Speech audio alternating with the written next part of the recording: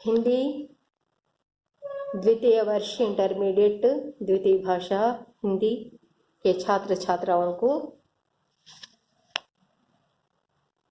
सादर प्रणाम और आपको स्वागत भी है। आज हम लोग पढ़ेंगे बिहारी के दोहे।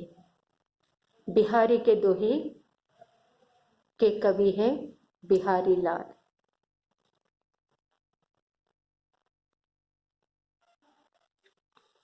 हमारे हिंदी साहित्य में जो रीतिकाल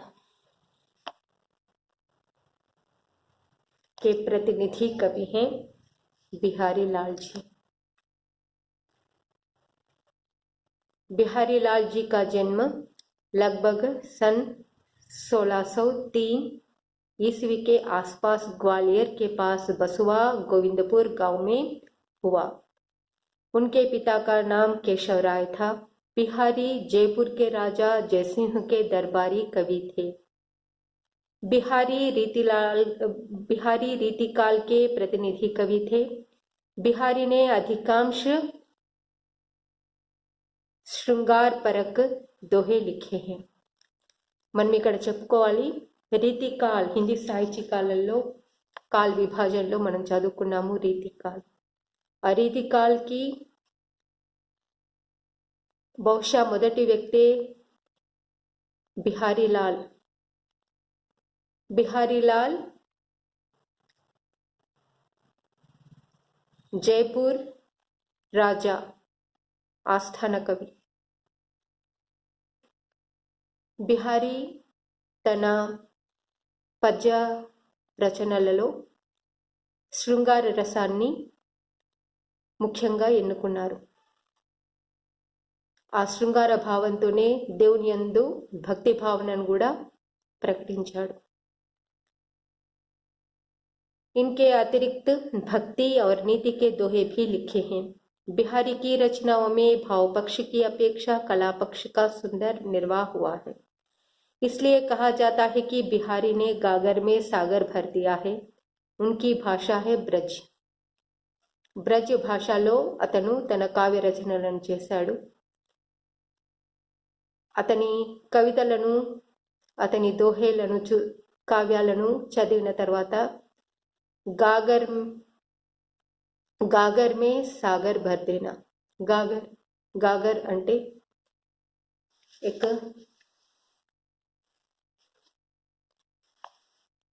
ఒక చిన్న కుండలో సాగర్ సముద్రాన్ని నింపేశాడు అనేసి ఒక సామెత కూడా అతని నుంచి వచ్చింది। बिहारी जयपुर नरेश के दरबार में रहकर काव्य रचना करने लगे। वहां उन्हें पर्याप्त धन और यश मिला। 1664 में वहीं रहते उनकी मृत्यु हो गई। बिहारी के प्रमुख रचना बिहारी सतसई। यह मुक्तक काव्य है। इसमें 713 दोहे संकलित है। ఇది ఒక ముక్తక కావ్యము। 713 దోహేలు ఇందులో రచింపబడినాయి।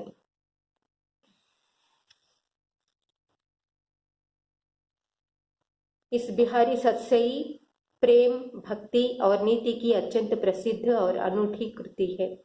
भक्ति एवं नीति के मार्मिक दोहे बिहारी ने लिखे हैं। इसमें आलंकारिक चमत्कार और भाव सौंदर्य दोनों हैं। इसका एक एक दोहा हिंदी साहित्य का एक एक अनमोल रत्न माना जाता है। बिहारी अपने संक्षिप्त वर्णन और नपे तुले शब्दों के प्रयोग के लिए अत्यंत प्रसिद्ध है।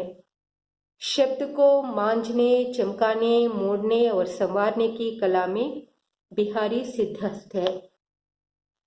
రకరకాల పదాలను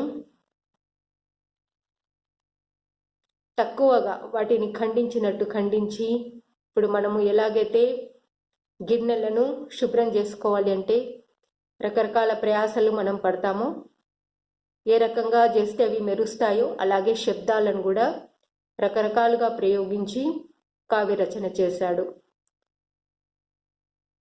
చాలా మట్టుకు దోహేలు శృంగారపరంగా, మళ్ళీ అందులోనే నీతి మంచిని ఉపదేశిస్తూ ఎన్నో దోహేలు అతను రచించాడు.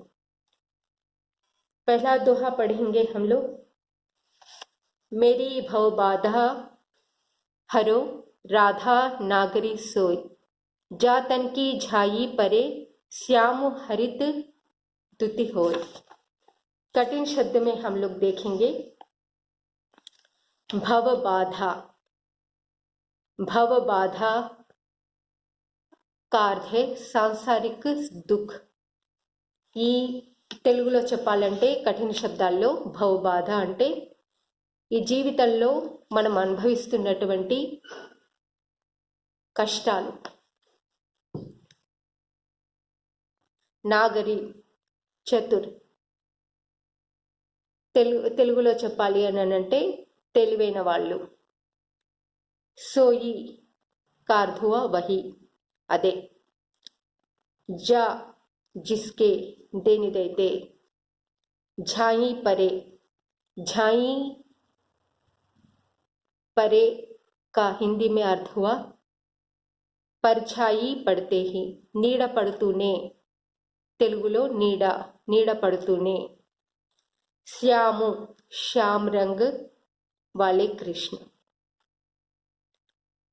తెలుగులో చెప్తే నల్లటి రంగు గల శ్రీకృష్ణుడు. హరిత్ దుతి, హరే రంగు వాలే ప్రసన్న. హరిత్ అంటే పచ్చని, పచ్చని రంగు.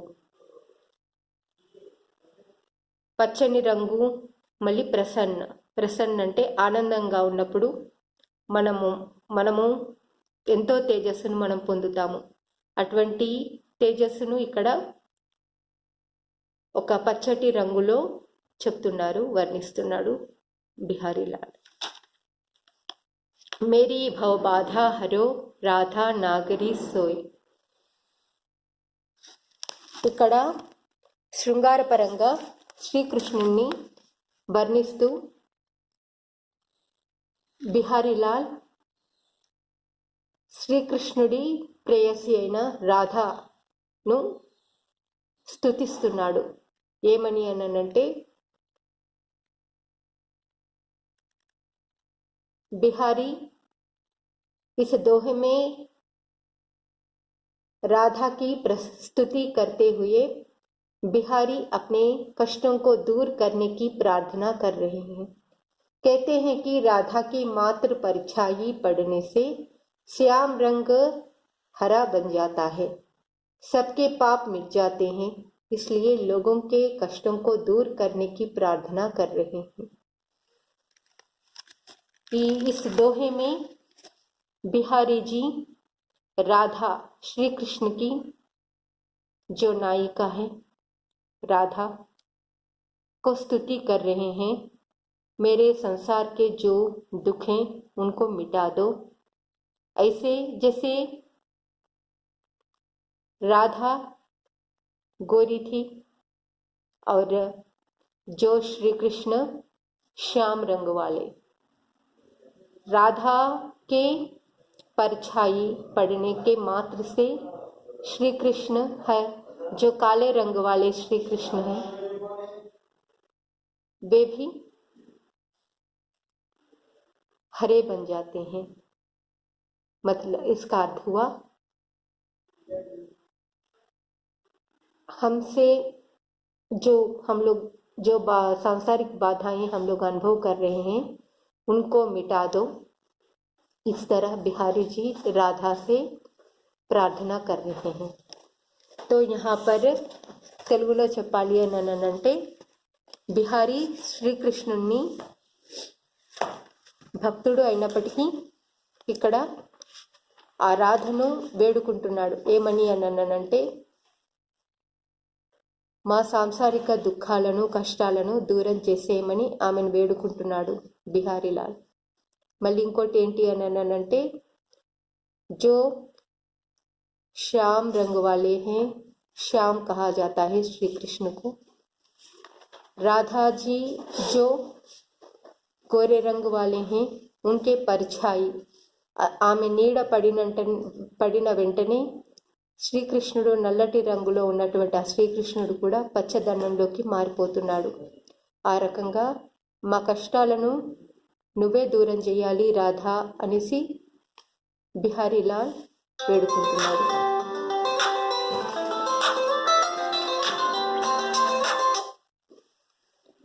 రెండో దోహే, दूसरा जो दोहे है, बड़े न हुजे गुणनु बिनु बिरद बड़ाई पाई, कहत धतुरे सो कनकू गहनो गढ़ियो न जाई। कठिन शब्द में हम लोग देखेंगे गुणनु बिनु का अर्थ हुआ गुणों के बिना, మంచి లక్షణాలను వదిలేసి లేకుండా అనేసి అర్థం. బిరద్ కోరి ప్రశంసాసే భరీ హుయి బడాయి.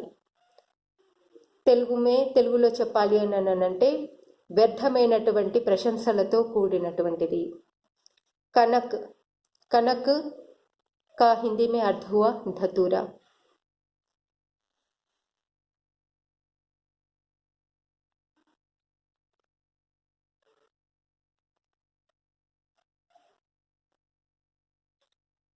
कनक का दूसरा अर्थ है सोना, बंगारम.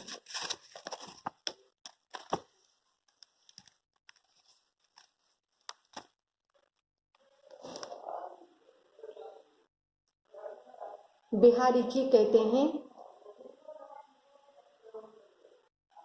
अच्छे गुणों के बिना बड़े आदमी नहीं कहलाते. खाली नाम के लिए काम करने से सत्परिणाम नहीं निकलते हैं, क्योंकि धतूरे को सोना कह सकते हैं लेकिन उससे गहने नहीं बढ़ा सकते. ठीक उसी तरह अच्छे गुणों के बिना सत्कार्य नहीं कर सकते.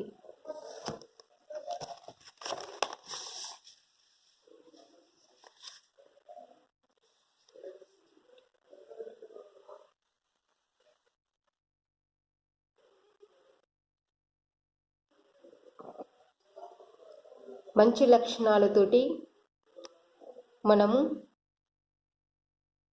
గొప్పదనాన్ని పొందగలము.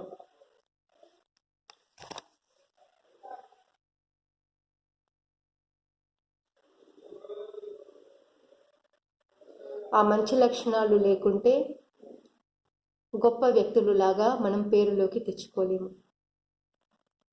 ఉట్టి పేరు కోసం మనము సత్ఫలితాలను ఆశించలేము.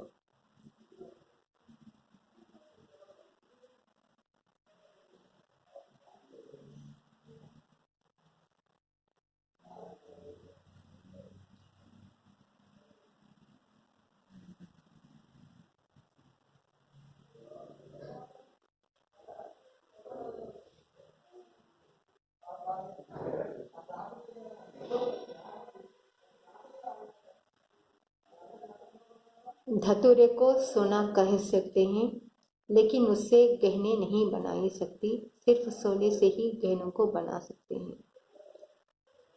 तीसरा दोहा हम लोग पढ़ेंगे. दीर्घ सांस न लेह दुख सुख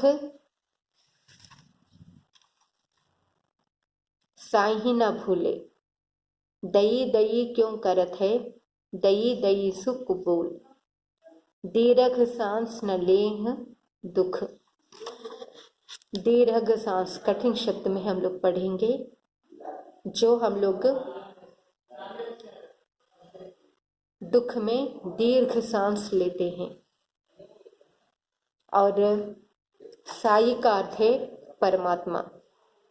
दई दई దీర్ఘ సాన్స్ అంటే నిట్టూర్పులు, దీర్ఘమైన శ్వాసలు మనము బాధలోనే వదులుతుంటాం. సాయి పరమాత్మ, భగవంతుడు. దయి దయి పరమాత్మ, పరమాత్మ భగవంతుణ్ణి ఇక్కడ దయి దయి అని అంటున్నారు. కబూల్ స్వీకార్ కర్లేనా, మనము స్వీకరించటం. बिहारी के अनुसार दुख के समय पछताना नहीं चाहिए। आदमी सुख के समय भगवान का स्मरण करना भूल जाते हैं, लेकिन दुख के समय हे भगवान मुझे रक्षा करो, दया करो कहकर वर मांगता है। जो सुख और दुख में समान रूप से स्मरण करता है, उनका स्मरण ही कबूल होता है। अर्थात हमें हमेशा भगवान का स्मरण करना चाहिए। तो తెలుగు में हम लोग समझेंगे। తెలుగులో చెప్పాలి అంటే ఈ జీవితంలో కష్టాల సమయంలో, దుఃఖం పడుతున్నటువంటి ఆ సమయంలో భగవంతుణ్ణి వేడుకుంటూ పరమాత్మ కాపాడు కాపాడు అనేసి దీర్ఘమైన నిట్టూర్పులను విడుస్తూ ఉంటారు.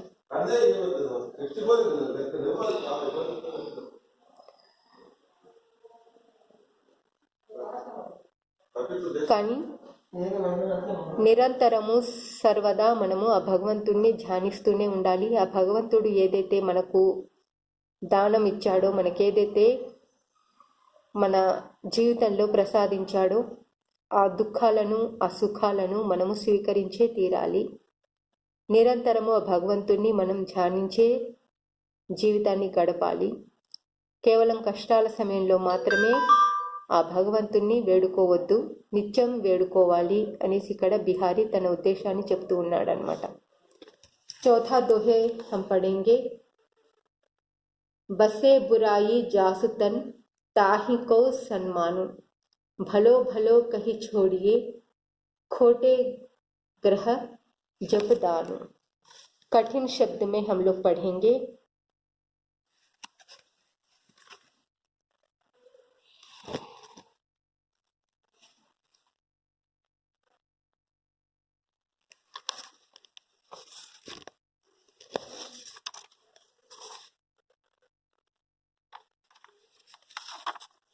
సన్మాను, ఆదర్ సమ్మాన్, భలో భలో, అచ్చే అచ్చే. సన్మాను అంటే ఆదరించటం, సత్కరించటం. భలో భలో, అచ్చే అచ్చే అంటే మంచి మంచిగా. ఖోటే గ్రహ, కష్ట దేనే వాలే గ్రహ, కష్టాలను ప్రసాదించేటువంటి ఆ గ్రహాలు. तो यहाँ पर हम लोग पढ़ेंगे बसे बुराई जासुतन ताही को सम्मान, सम्मानो, भलो भलो कही छोड़िए खोटे ग्रह जप दानो. बसे बुराई जासुतन, जिस मनुष्य में बुराई का निवास होता है, उसी को आदर सम्मान किया जाता है समाज में. भलो भलो कही छोड़िए खोटे ग्रह जपुदान. अच्छे लोगों को यहाँ पर सम्मान नहीं किया जा सकता इस समाज में. जो खोटे ग्रह यानी कि जो बुरे करने वाले ग्रह हो सकते हैं, उनकी ही पूजा पाठ किया जाता है. ఇక్కడ మనం అర్థం చేసుకోవాలి ఏంటి అని అంటే, నవగ్రహాలలో మంచిని చేసే గ్రహాలు ఉన్నాయి, చెడుని చేసే గ్రహాలు కూడా ఉన్నాయి. శని, రాహు, కేతు ఇలాంటి గ్రహాలు. ఆ గ్రహాలు అవి చేసే చెడు కష్టాలను ఊహించుకొని ఈ సమాజంలో మనుషులు వాటికే, ఆ గ్రహాలకే పూజ అర్చనలు చేస్తూ ఉంటారు. ఇక్కడ బిహారీలాల్ ఏమంటున్నారు అనంటే, మంచి వ్యక్తులకు ఈ సమాజంలో ఆదర సత్కారాలు లభించవు. కేవలము ఆ చెడు వ్యక్తులను, వాళ్ళను చూసి భయపడి మాత్రమే వాళ్ళను ఆదరిస్తారు. ఎలాగైతే నవగ్రహాలలో మంచిని చేసేటువంటి సూర్యగ్రహ, చంద్రగ్రహ వీళ్ళందరూ ఉన్నారు గ్రహాలు. అయినప్పటికీ చెడును చేస్తున్నటువంటి శని, రాహు, కేతు అలాంటి గ్రహాలనే జడుసుకొని భయపడి అటువంటి గ్రహాలను మనుషులు పూజిస్తారు. మంచి వ్యక్తులకు స్థానం లేదు, చెడు వ్యక్తులకు మాత్రమే స్థానం ఉంది అనేసి ఇక్కడ చమత్కారంగా బిహారీలాల్ జీ అంటున్నారు. पांचवा दोहा हम पढ़ेंगे. अति अगाधु अति अवधुरी नदी, कूप सरु बायु, सो ताको सागर जहां, जाकी प्यास बुझाई। अति अगाधु, पांचवें दोहे में हम लोग कठिन शब्द सुनेंगे। अगाधु, अथाह यानी कि बहुत नीचे, जो हम लोग सागर को और कुएं को बहुत नीचे तक हम लोग देख सकते हैं, पाताल तक। अवधुरो, अवधुरे का अर्थ है उथला, यानी कि ऊपर दिखता हुआ। అగాధు అనంటే లోతైనటువంటిది, ఔధురి అంటే పైపైన కనిపిస్తున్నటువంటిది, కూప్ కువా అంటే బావి, సర్ సర్ అనంటే తాలాబ్, తెలుగులో చెప్పాలంటే సరస్సు, చెరువులు. కూప్, ఇక్కడ కూప్ అనంటే 2-3 రకాలుగా బావులని ఇక్కడ వర్ణిస్తున్నాడు. బాయి, బావిడి అంటే చిన్న చిన్న చెలమలు, గుంటలు అని అర్థం. इस दोहे में बिहारी लाल जी कह रहे हैं कि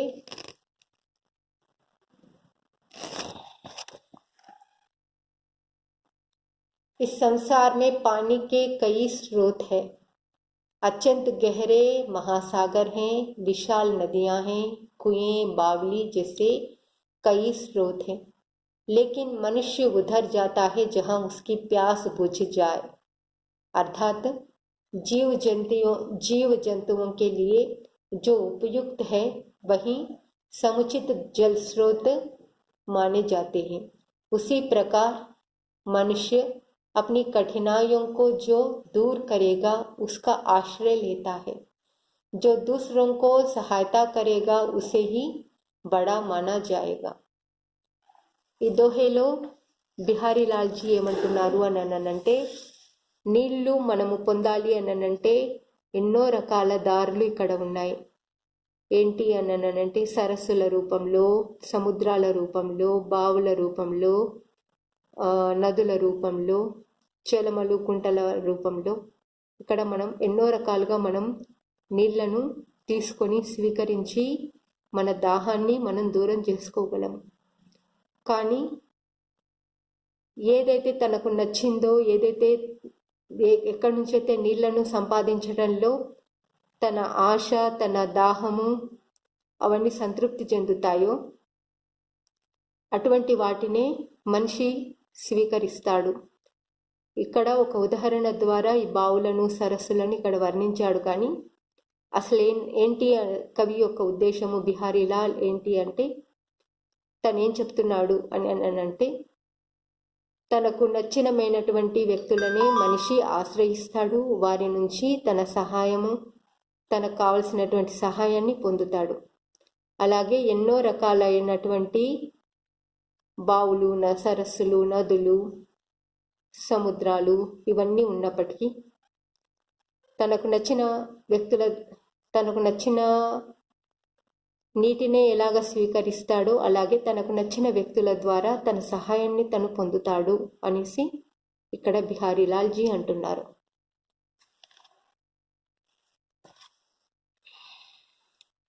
छठवां दोहा पढ़ेंगे. बढ़त बढ़त संपत्ति सलिलु मन सरोज बढ़ी जाई, घटत घटत सुन फिरी घटे बरु समूल कुम्हिलाई. यहाँ पर कठिन शब्द में हम लोग देखेंगे संपत्ति सलिलु, సంపత్తి రూపీ పాని. సంపద రూపంలో ఇక్కడ ఒక ఉదాహరణగా చెప్తున్నారు. సలిల్ అంటే పానీ, నీరు. ఆ సంపద లాంటి నీరు అని మనం ఇక్కడ అర్థం చేసుకోవాలి. మన్ సరోజు, మన్ రూపీ కమల్. తెలుగులో చెప్పాలంటే మనస్సు ఒక కమలం రూపంలో అనేసి ఇక్కడ చెప్తున్నారు బిహారీలాల్ జీ. బరు, బరు का अर्थ हुआ है बल्कि, తెలుగులో కానీ అని అర్థం. కూప్, कारधुआ, कुआं, बावी। समूल, जड़ सहित, मूलधन सहित। సమూలంగా, పూర్తిగా అని తెలుగులో అర్థం చేసుకోవాలి. కుంహిలాయి, ముర్झा जाता है, नष्ट हो जाता है, अर्थ हुआ है. తెలుగులో అర్థం చెప్పుకోవాలి అంటే నశించటము, ముడుచుకుపోవటము. हम लोग यहाँ पर पढ़ेंगे बिहारी लाल जी कह रहे हैं कि धनार्जन और मन पर उसका प्रभाव पर विश्लेषण किया गया है. तालाब में कमल होता है, यदि उस तालाब में पानी बढ़ता है तो पानी के साथ साथ कमल की नाल भी बढ़ती जाती है, लेकिन जब तालाब का पानी उतरने लगता है तो कमल की बढ़ी हुई नाल छोटी नहीं हो पाती है, इससे वह पूर्ण रूप से नष्ट हो जाती है. उसी तरह जब मनुष्य अपनी संपत्तियों को बढ़ाता चला जाता है तो उनकी इच्छाएं भी बढ़ती चली जाती हैं, किंतु यदि किसी कारणवश जब उसका संपत्ति घटने लगता है तो उसकी इच्छाएं कम नहीं कर पाता है, तब मनुष्य का अस्तित्व पूर्ण रूप से नष्ट हो जाता है. यहाँ पर धन, సంపత్తి, ఇక్కడ సంపత్తి అంటే సంపద, మనం సంపాదించినటువంటి ధనము. ఎలాగైతే మనిషి తన జీవిత అవసరాల కొరకు ధనాన్ని సంపాదించడంలో ఆశిస్తూ ఎక్కువ ధనంని సంపాదించి పెట్టుకుంటాడు సంపద రూపంలో, ఇక్కడ రెండు ఉదాహరణలలాగా ఉపమానాల్లాగా చెప్తున్నారు. ఏంటి అనంటే ఆ సంపదను ఒక చెరువు రూపంలో, అందులో పుష్పంలాగా మనస్సు అనేది కమల పుష్పంలాగా ఇక్కడ విరుస్తున్నది. జబ్ తాలాబ్ మే, ఆ చెరువులో నీరు ఎక్కువైనా కొద్దీ ఆ కమలం పువ్వు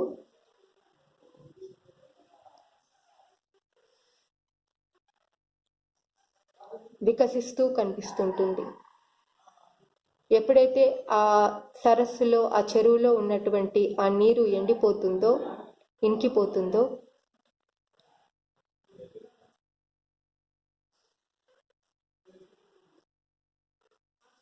అది వికసించి మంచి కాడతో ఉన్నటువంటి ఆ కమలం పువ్వు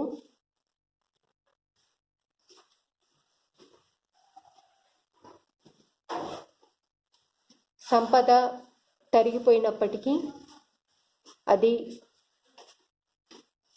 నష్టపోదు. దాని ఆశలన్నవి, మనసు యొక్క ఆశలన్నవి సంపద రూపంలో ఎలాగైతే మనం సంపాదించి పెట్టుకున్నామో ఈ ఆస్తులను మనము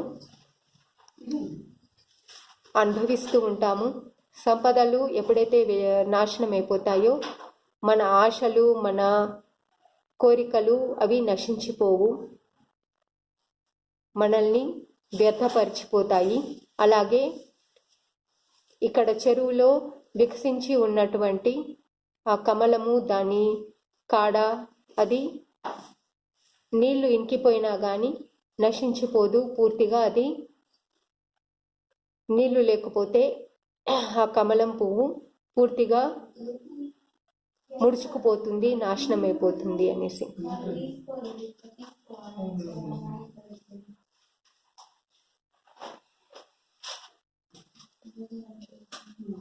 ఇక్కడ సంపదలను ఎక్కువ ఆశించటం తప్పు, అవే మనల్ని నష్టపరుస్తాయి అనేసి ఇక్కడ సంపదను గురించి బిహారీ లాల్ జీ అంటున్నారు.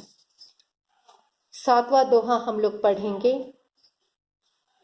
समय समय सुंदर सबे, रूप कुरूप न कोई, मन की रुचि ज्योति जिते, तित तेती रुचि होय. समय समय सुंदर सबे, रूप कुरूप न कोई. इस दोहे में हम लोग शब्दार्थ देखेंगे.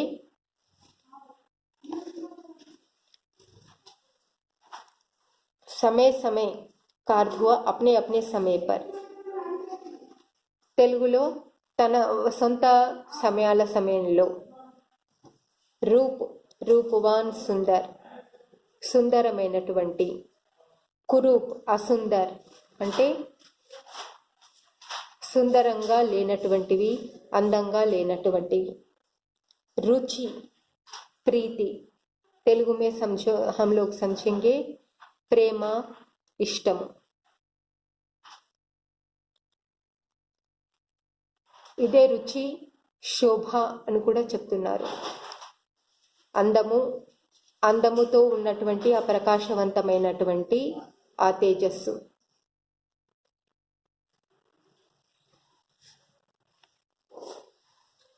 बिहारी लाल जी कहते हैं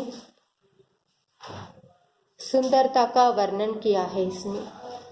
प्रकृति या मानव की सुंदरता शाश्वत नहीं है. एक एक समय पर सुंदरता या कुरूपता बाहर आना सहज है. इस संसार में कोई सुंदर और कोई कुरूप नहीं होता. मन की प्रवृत्ति जिधर जितनी होगी उधर उतनी ही आसक्ति होगी. अर्थात सुंदर या कुरूप देखने की नजर पर आधारित होता है. ఈ సృష్టిలో, ఈ ప్రపంచంలో